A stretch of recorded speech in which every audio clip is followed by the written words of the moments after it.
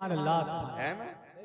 अल्लाह करे दाढ़ियां हो सबके पगड़ी वालों के चेहरों पे, पता लग जाए वाकई ये हुजूर से प्यार करने वाले लोग। बेशक बेशक। और उम्मीद करते हैं हुजूर चाहेंगे तो चेहरे बदल डालेंगे। सुभान अल्लाह। चेहरे बदल डाले। क्यों नहीं रखते भाई दाढ़ी? मस्जिद के इमाम से वही लड़ता है जो रोज मूंढता है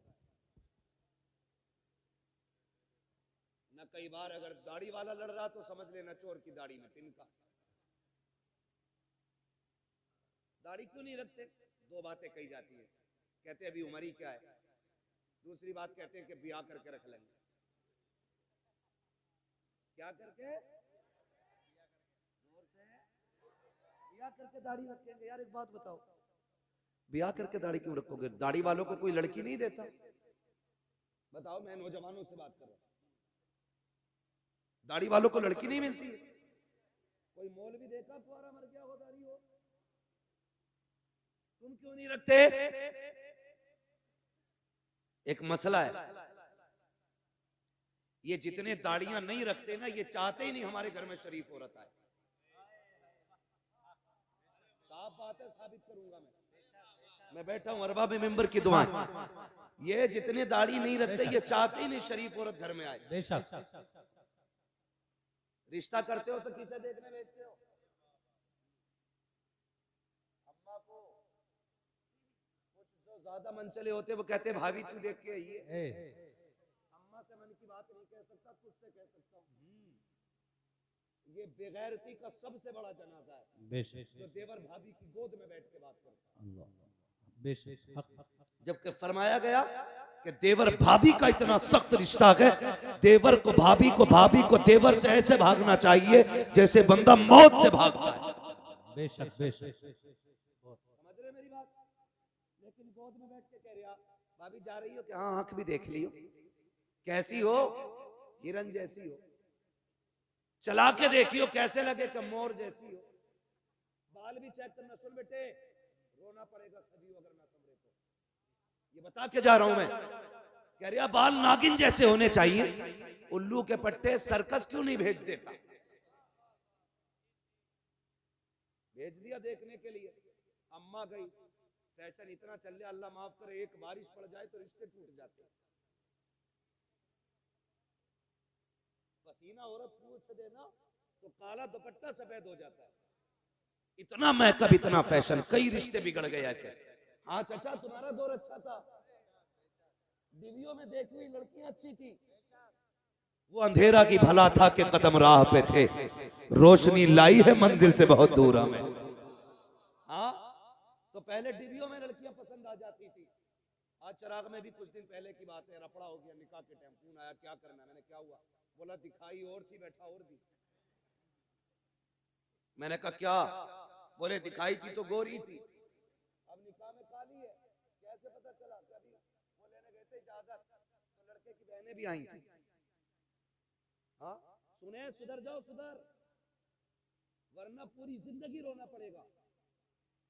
तो मेकअप हो रहा, मेकअप पूरी क्रीम लगा के लड़की को चेक किया जा रहा है। वो बैठ गई आके, उससे कह जरा एक वक्त की नमाज वुजू करके पढ़ के दिखा। पढ़वाई? ये तो शादी वाले दिन भी 2 रकात नहीं पढ़ते जनाब, क्योंकि मेकअप धुल जाएगा। धोखे में ना पढ़ो।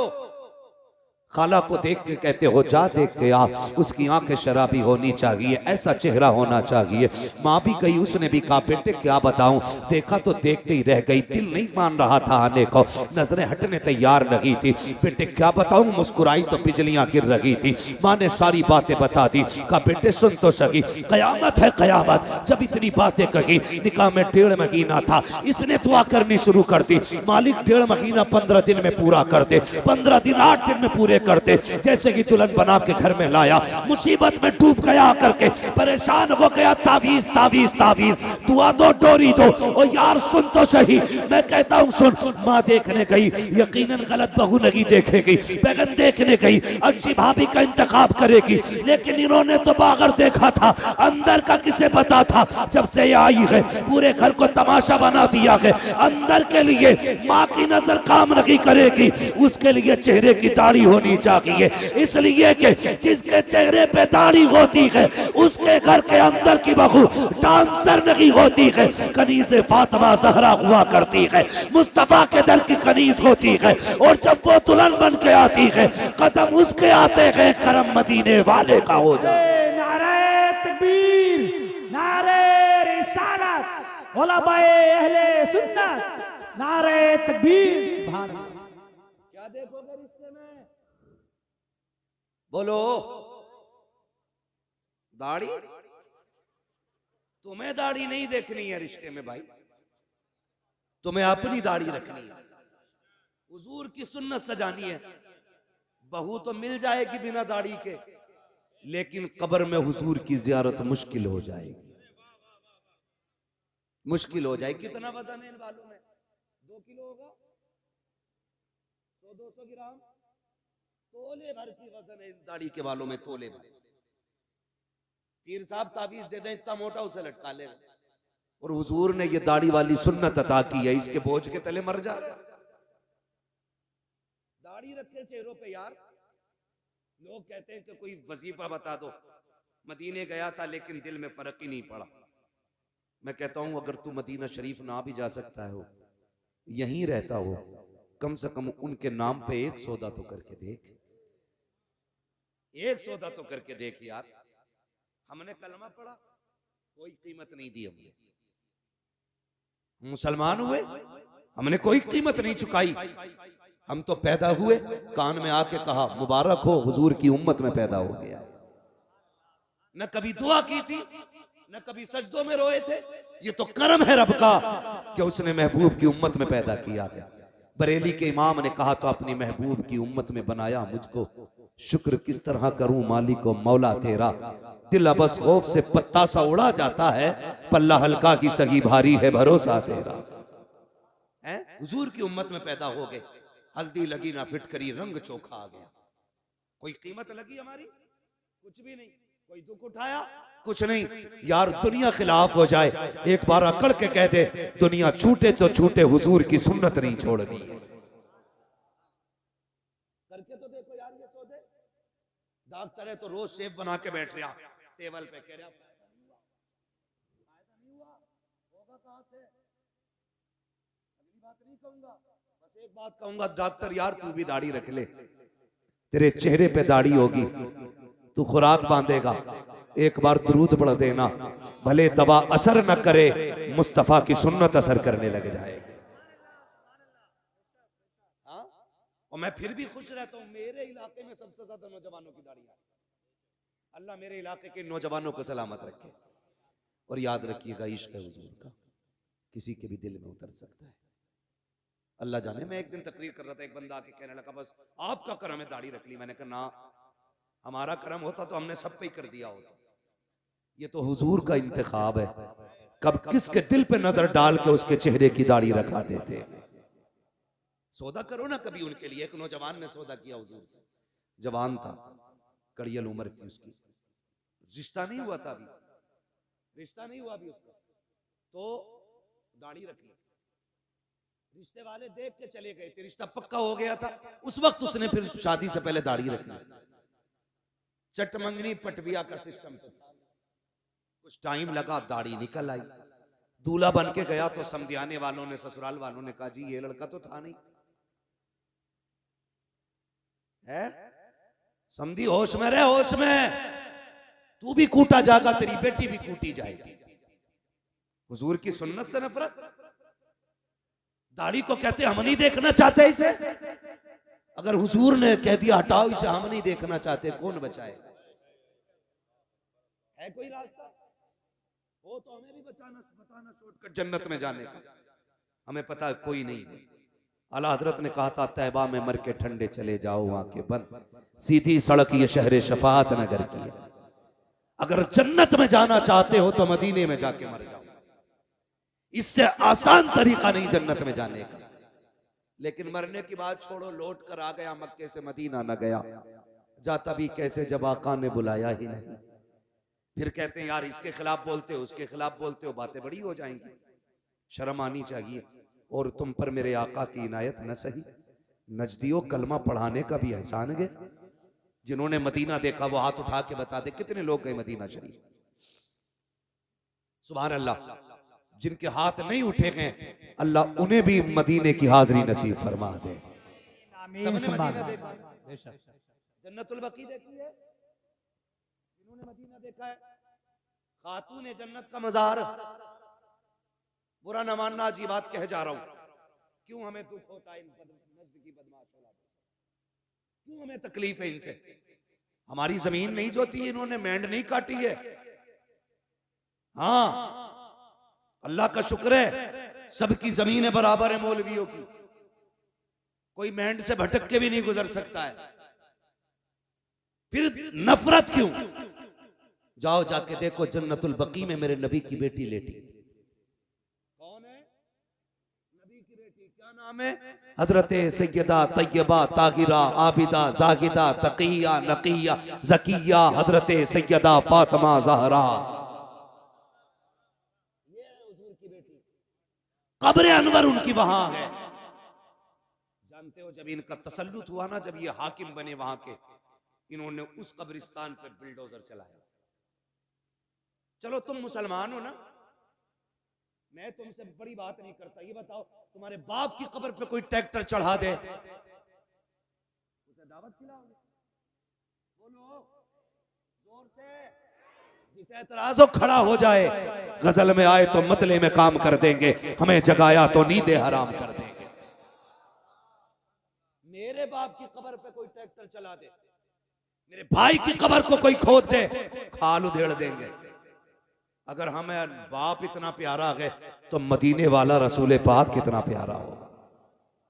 इन्होंने हजरत फातिमा की कब्र पे बिल्डोजर चलाया, ट्रैक्टर बिल्डोजर चला के कब्र को इकसार किया, और सिर्फ इसलिए कि नबी ने कहा था कब्रों के निशान मिटा देने चाहिए। जालिम है, कज़्ज़ाब है, दज्जाल है ये लोग जो इतना बड़ा झूठा इल्जाम देते हैं। जाओ तारीख उठा के देखो, किसी की भी तारीख पढ़ो। मेरे नबी अपनी जिंदगी में ज़ाहिरी हयात में उस शहदाए उहद के पास जाते थे, फातिहा भी पढ़ते थे, इसाले सवाब भी करते थे। अपनी जिंदगी में माँ की कब्र पे भी जाते थे, फातिहा भी पढ़ते थे। और तुमसे किसने कह दिया? नबी ने कब्र मिटाने को कहा था।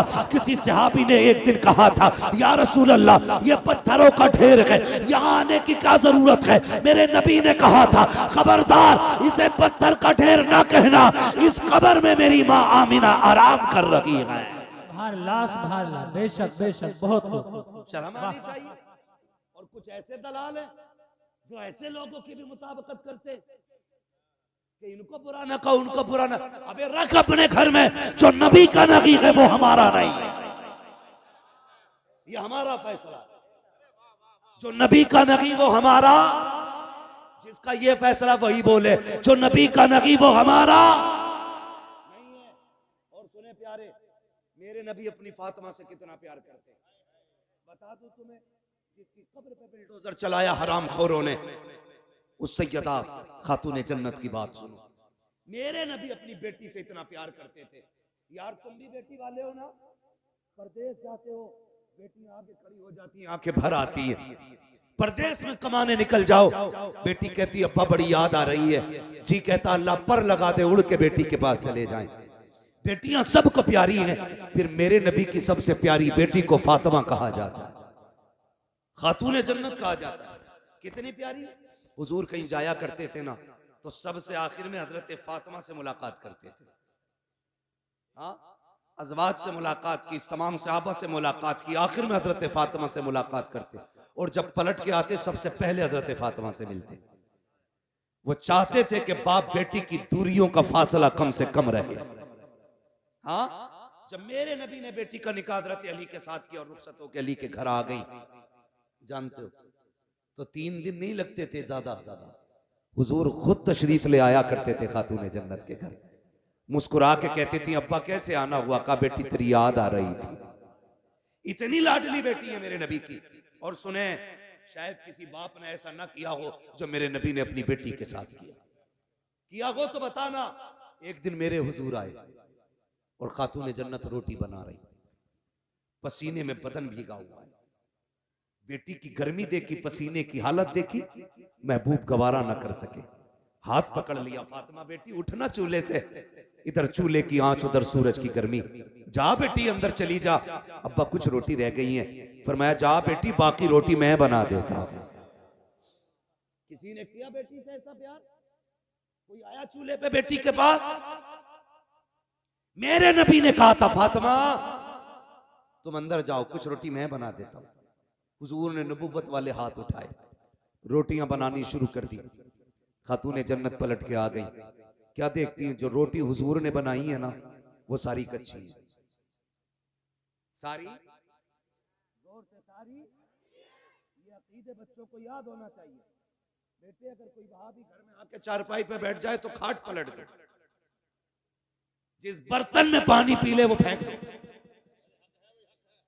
कह दो हम पत्तों पे खाना गवारा करेंगे, दुश्मने रसूल के झूठे बर्तन में खाना गवारा नहीं करेंगे। और ऐसे मौलवी जो चाय पे बिक जाएं, जो दोनों तरफ की बगलें बजाते हो, उन्हें लात मार के निकाल दो। जो नबी का नहीं है वो तुम्हारा भी नहीं है, जिसके अकीदे कमजोर हैं उसकी इक्तदा दुरुस्त नहीं है।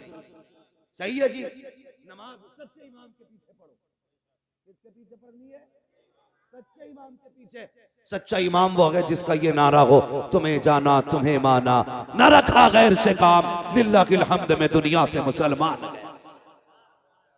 नौजवानों मैं जानता हूं मेरी गाड़ी, मेरी बिल्डिंग, मेरे आराम के सामान सारे तुम्हारे पैसों के। तुमने इतना पैसा दिया, मैं ऐश की जिंदगी गुजार रहा हूं, मैं तुम्हारे साथ धोखा नहीं करूंगा, यहां बैठ करके चापलूसी नहीं करूंगा, बहुत दिया के इसके साथ इंसाफ करूंगा। इसमें बातें मीठी भी होंगी कड़वी भी होंगी। मैं चापलूसी करके नजराना लेने नहीं आया, बस मेरी तकरीर तबे यार को बेचैन करती है, सबब क्या है वही कहता हूं जो दिल पर गुजरती है। हमारा मुरादाबाद हो और उसमें सुले कुल्ली सांस ले। हमारे मुरादाबाद से मुराद जानते हो? जिस मुरादाबाद में अल्लामा काफी रहा करते थे, जिन्होंने इश्क की कीमत चुकाई, हाँ फतवे जिहाद दिया, अंग्रेजों ने पकड़ा जेल में डाला, कहा फतवा वापस करो, कहने लगे मर जाना है, फतवा वापस नहीं होना है। जितने मुरादाबाद वाले हैं वो बोले, जितने गाजियाबाद वाले हैं वो कल घर जाके बोले। ये कीमत मैं तुम्हें बता रहा हूं कि मर जाना है, फतवा वापस नहीं होना, तो परहेज, जिससे कपड़ों पे परहेज किया जाता है, आज की तरह लाइट वाली नहीं थी, कोयलों से दहकाई जाती थी वो परहेज, वो आपकी नंगी पीठ पे लगाई गई, जिससे आपकी खाल जल गई। रात को लेटे थे ख्वाब में मदीने वाले की ज़ियारत हो जाती। जान दे दो वादे दीदार पर, नकद अपना दाम हो ही जाएगा, बेनिशानों के निशान मिटते नहीं, मिटते मिटते नाम हो ही जाएगा। परहेज लगाई, खाल जल गई, हुजूर आ गए ख्वाब में, हुजूर से मुलाकात हुई। पहले छुपते फिर रहे थे, छुपते फिर रहे थे, हुजूर आए ख्वाब में, हुजूर को देख के रोने लग गए। फरमाया मेरे काफी बताना क्यों रोया, दर्द ज्यादा है, तकलीफ है? कहने लगे नहीं या रसूल अल्लाह, अगर पता होता कि यहाँ मुलाकात होनी है ना तो काफी कब का जेल में आ गया हो। सुभान अल्लाह, सुभान अल्लाह। कहते हैं अगर पता होता हुजूर की जियारत यहाँ होनी है, काफी कब का जेल में आ गया होता। यार हम उस मुरादाबाद में रहते हैं तो हम किसी गुस्ताख को जीने की इजाजत कब दे सकते हैं। लगाम दे अपनी जबान को, दुश्मनों से कोई समझौता नहीं है। मैं बात नबी की बेटी की कर रहा था, हुजूर ने रोटियां बनाई, कच्ची निकली, खातूने जन्नत आ गई। अब्बा जी बताओ ना, मैंने जितनी रोटियां बनाई है सारी पकी हुई निकली है, आपने जितनी रोटियां बनाई है ये कच्ची क्यों निकल रही है? तो मेरे नबी ने कहा था फातिमा, रब ने मुझे वो अज़मतें बख्शी है, जिस चीज को मैं हाथ लगा देता हूँ आग में ताकत नहीं है उसे जला सके, जिस शय को हाथ लगा दूं आग में ताकत नहीं है उसे जला सके। और यार बता तो सकी, माज़अल्लाह सदबार लानत हो मुस्तफा के दुश्मनों पर जो ये कहते हैं नबी बेटी की शफाअत नहीं कर सकते। अगर आका आटे को हाथ लगा दे आग नहीं जला सकती है। जिस फातिमा को सीने लगाते रखे हो उस फातिमा को जहन्नम की आग कैसे जला सकती? नारे तकबीर, नारे रिसालत, उलमाए अहले सुन्नत, मुफ्ती मोहम्मद मियां साहिब किबला, नारे तकबीर। ओ बेटी देने से पहले सोच लिया करो, जब ये नबी की बेटी का नहीं हुआ तो तेरी बेटी का कैसे हो सकता है? जब नबी की फातिमा का ये नहीं हुआ तो तेरी फातिमा का कैसे हो जाएगा? दिल दुखता है। नबी की अम्मी की कब्र खोद के इन कुत्तों ने आग लगाई, बहुत सितम किए थे इन्होंने। ये तो इनके कारनामे हैं। और अकीदे की बात देखी जाए तो तक़वियतुल ईमान उठाओ पढ़ो, मेरी तो हिम्मत भी नहीं होती मैं उसकी इबारत दोहराऊं।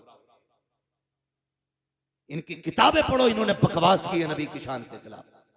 और जो चिढ़ते हैं आला हज़रत से सुने, जब तर्जमे के नाम पे इन्होंने गद्दारियां की थी ना, कितनी बड़ी बड़ी गद्दारी, ना फतहना लका फतहम मुबीना।